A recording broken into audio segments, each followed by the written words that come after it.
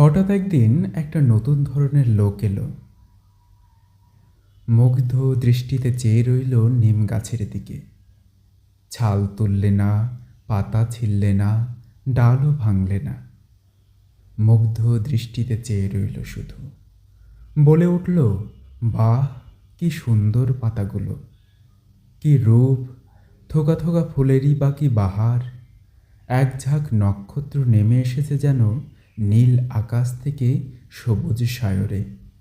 বাহ! খানিকক্ষণ চেয়ে থেকে চলে গেল। কবিরাজ নয়, কবি।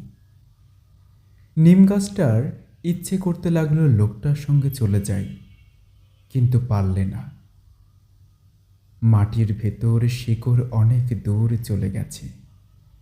বাড়ির পিছনে আবর্জনার স্তূপের মধ্যেই দাঁড়িয়ে রইল সে। ওদের বাড়ির গৃহকর্ম নিপুণা লক্ষ্মী বউটারও ঠিক এই দশা।